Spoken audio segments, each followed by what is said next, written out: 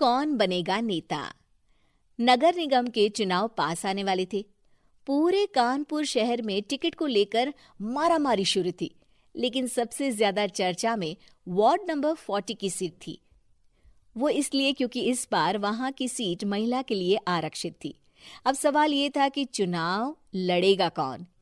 इससे पहले ठाकुर साहब वहां से पार्षद थे और इस बार उन्होंने अपनी पत्नी सीमा ठाकुर को टिकट दिलवाई और ठाकुर साहब की शान के कारण सीमा जी ने 20,000 वोटों से चुनाव जीत लिया। अरे बधाई हो सीमा भाभी, अब तो आप वार्ड की पार्षद बन गई हैं। अब तो हमारे काम आप ही करवाएंगी। अरे ये तो सिर्फ नाम की पार्षद बनी है, वो तो महिला सीट आ गई, वरना पार्षद तो मुझे ही बनना था। अब भले ही चेहरा इसका होगा, लेकिन पावर तो मेरी ही होगी। अरे वाह भाई साहब, क्या दिमाग लगाया है आपने भी। आइए आप लोग, खाना लगा दिया है सबके लिए। सीमा जी पार्षद बन चुकी थीं, फिर भी उनकी एक ना चलती। सारे काम ठाकुर साहब खुद ही संभाल लेते और जहां जरूरत पड़ती वहां सीमा जी का अंगूठा लगवा लेते। सीमा जी ज्यादा पढ़ी लिखी भी नहीं थी। एक दिन ठाकुर साहब और सीमा एक प्रोग्राम में जाते हैं। अरे ठाकुर साहब, आप आ गए। ओहो, पार्षद मैडम भी आ गई हैं। स्वागत है आप दोनों का। लगता है हमारे पार्षद फंड का सही इस्तेमाल हो रहा है। चलिए अब उद्घाटन करते हैं। ये लीजिए ठाकुर साहब कैची, आप ही सबसे पहले प्रवेश कीजिए। सब लोग आगे निकल जाते हैं और सीमा जी पार्षद होने के बावजूद भी पीछे खड़ी रह जाती हैं। वो देखती हैं कि वेलकम बोर्ड पर उनका नाम है, लेकिन महिला होने के कारण कोई उनका सम्मान नहीं कर रहा। अगले दिन एक आदमी उनके घर आता है। अरे ठाकुर साहब नमस्कार। कल ना हम नोटिस किए कि हमारा घर तो अवैध है और नगर निगम वाले उसे तोड़ने आ रहे हैं। अरे कुछ कीजिए ना ठाकुर साहब।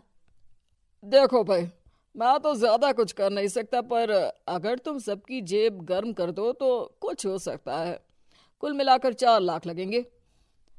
अरे 4 लाख ठाकुर साहब? अरे भाई, मैं अपने लिए नहीं मांग रहा हूँ।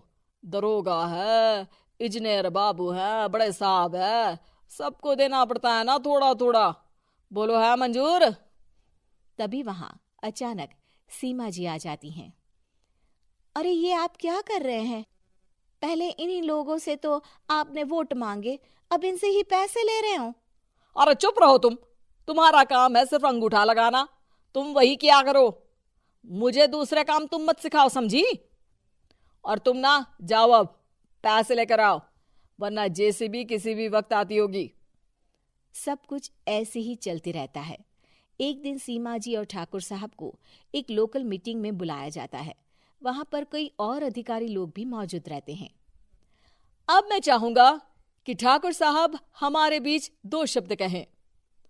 मेरे प्यारे भाइयों और बहनों, आज मेरा सौभाग्य है कि मैं आप सबकी सेवा दिन रात कर पा रहा हूं। आपने मेरी पत्नी को भारी मतों से जिताया है, इसलिए मैं आप सभी का शुक्रगुजार हूं।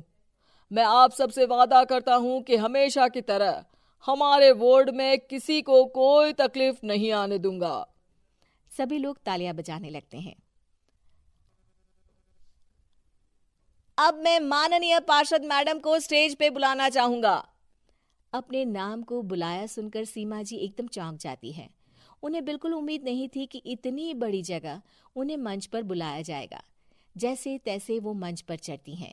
ऊपर जाते ही सीमा जी को सारी पुरानी बातें याद आ जाती हैं कि किस तरह उनके पति उन्हें कभी भी आगे बढ़ने नहीं देते और उनके नाम से गलत काम करते हैं।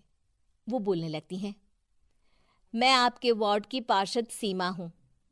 आप में से बहुत कम लोग ही मुझे जानते होंगे, क्योंकि इससे पहले मुझे कभी ऐसा मौका ही नहीं मिला।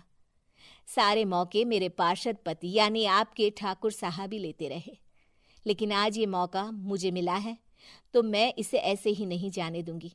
मैं आपको ये बताना चाहती हूँ कि आपके ठाकुर साहब मेरे नाम की आड़ में गैर कानूनी काम करते हैं, जिस पर अंगूठों के निशान मेरे होते थे।